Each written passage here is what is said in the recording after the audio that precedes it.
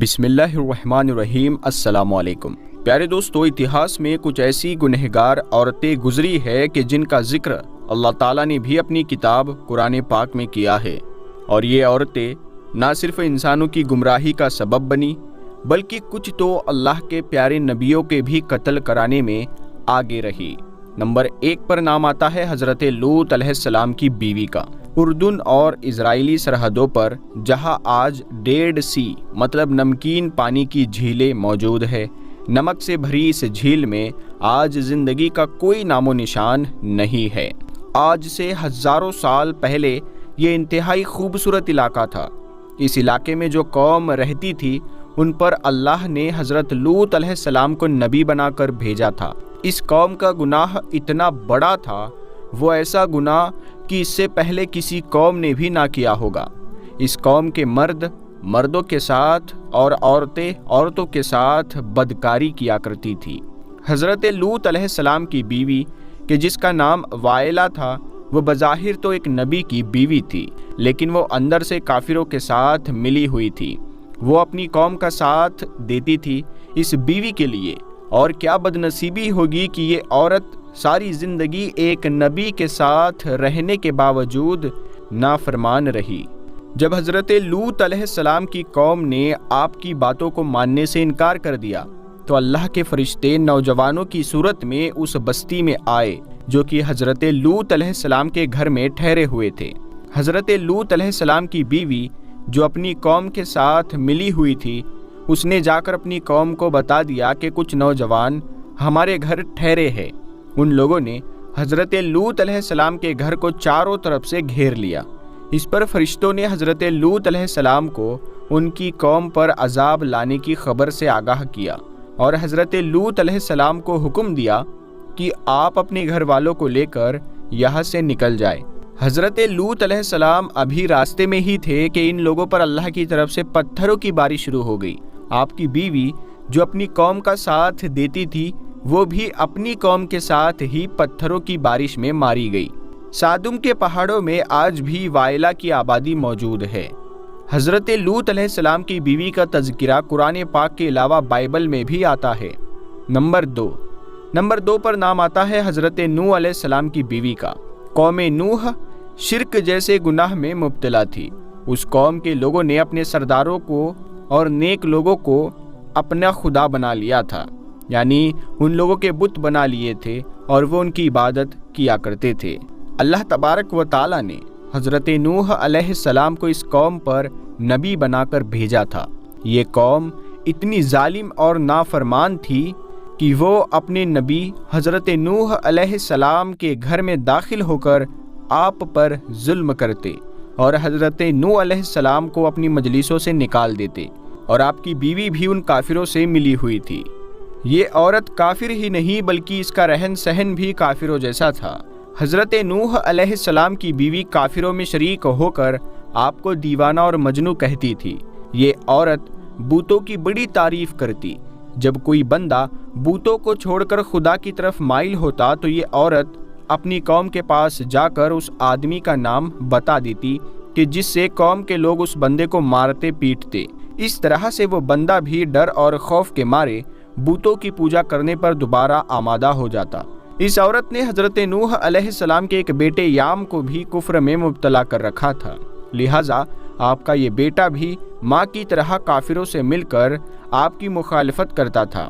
اللہ تعالیٰ نے اس عورت کی بدقسمتی قرآن پاک میں بیان کی ہے، اور اس کے حالات بائبل میں بھی درج ہے۔ جب اللہ پاک نے حضرت نوح علیہ السلام کی قوم پر سیلاب کا عذاب نازل کیا تو آپ کی بیوی اور یہ نافرمان بیٹا جس کا نام یام تھا، وہ بھی اپنی قوم کے ساتھ تباہ ہو گئے۔ نمبر 3 دلائلہ۔ دوستو، یہ وہ عورت ہے کہ جس کا نام کئی صدیوں سے بے وفائی اور دغابازی میں مشہور رہا ہے۔ دلائلہ کا ذکر قرآن پاک اور بائبل میں بھی پڑھنے کو ملتا ہے۔ واقعہ کچھ یوں ہے کہ حضرت موسیٰ علیہ السلام کی وفات کے بعد بنی اسرائیل کی قوم عمالقہ کی محکوم بن چکی تھی، تو اللہ تعالیٰ نے اس قوم میں ایک بہت ہی طاقتور لڑکے کو پیدا کیا جس کا نام سیمسن تھا۔ سیمسن اس قدر طاقتور تھا کہ وہ اکیلا ہی 1000 لوگوں کا مقابلہ کر لیتا تھا۔ قوم بنی اسرائیل نے اس بندے کی صلاحیت اور بہادری دیکھتے ہوئے سیمسن کو اپنے قاضی کے عہدے دے دیے تھے۔ بنی اسرائیل سیمسن کی طاقت کے ذریعے قوم عمالقہ پر فتح حاصل کرنے کی کوشش میں لگے رہے۔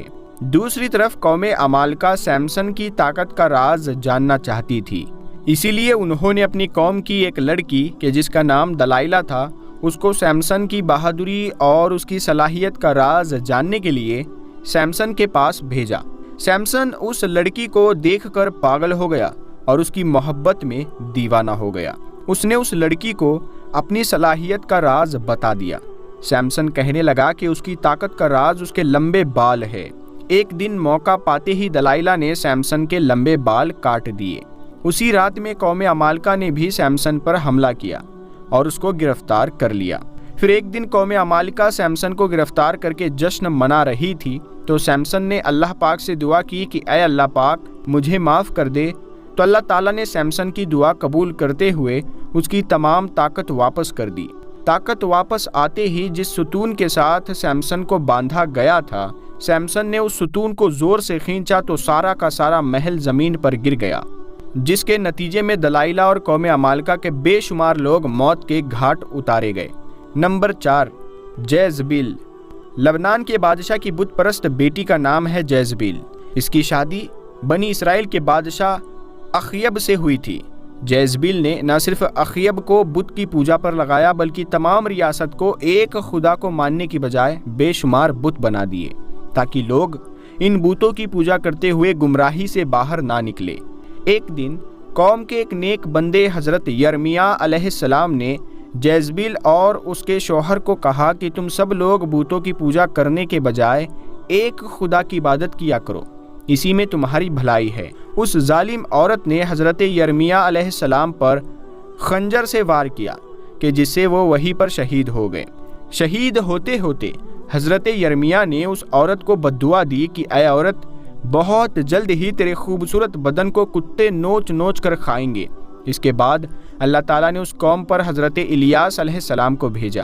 ان کے آنے کے بعد یہ عورت ایمان لانے کے بجائے آپ کو بھی مارنے کے لیے تیار ہو چکی تھی، لیکن ایک دن اچانک اس عورت کو حضرت یرمیاہ کی بددعا یاد آ گئی اور ملک اسرائیل پر سرحدوں کے قبائلی وحشیوں نے حملہ کر دیا۔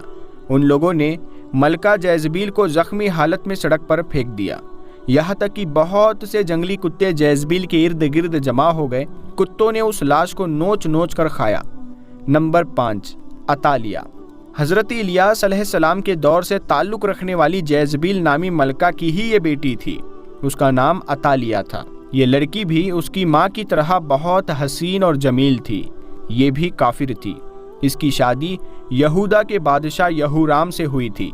اس قوم میں بھی ہر جگہ بتوں کی عبادت ہونے لگی تھی۔ کچھ دنوں کے بعد اس قوم پر بھی وحشی لوگوں نے حملہ کیا۔ وحشیوں نے یہورام کو بھی قتل کیا، لیکن اس شہر کا بادشاہ ایک غار میں چھپ گیا، جس کی وجہ سے اس غار میں ہی اس بادشاہ کی موت ہو گئی۔ وحشی لوگ ملکہ عطالیہ کو اپنے ساتھ لے گئے۔ اس عورت کو وہاں پر بہت زیادہ ذلیل و رسوا کرنے کے بعد آزاد کر دیا گیا۔ اس کے بعد عطالیہ نے بتوں کی عبادت سے توبہ کر کے حضرت موسیٰ علیہ السلام کے مذہب پر ایمان لے آئی، لیکن اس تبدیلی کو 1 سال بھی نہ گزرا تھا کہ عطالیہ پھر کفر کے کاموں کی طرف لوٹ گئی۔ اس کی بیٹی کے قتل کے بعد ملکہ عطالیہ کو ہی سلطنت یہودا کا تاج پہنا دیا گیا۔ اس نے اپنی دولت کے نشے میں آ کر اپنے پوتوں کو قتل کروایا، پھر اپنی رعایا پر ظلم و ستم کرنے لگی۔ تاہم اس کا ایک پوتا جو اس سے جان بچانے میں کامیاب ہو گیا تھا، یہودا کے لوگوں نے اسے اپنا بادشاہ بنا لیا۔ یہ ملکہ عطالیہ اپنے محل کے باہر اپنی ہی قوم کے ہاتھ بہت ہی ذلیل اور رسوا ہو کر مر گئی۔ عطالیہ کا ذکر بھی بائبل میں تفصیل کے ساتھ موجود ہے۔ پیارے دوستو، امید کرتا ہوں کہ آج کی یہ ویڈیو آپ کو بہت پسند آئی ہوگی۔ ویڈیو پسند آئی ہو تو لائک کر کے چینل کو ضرور سبسکرائب کر لے اور جاتے جاتے ایک پیارا سا کامنٹ کر کے ضرور بتانا کہ یہ ویڈیو آپ لوگوں کو کیسی لگی۔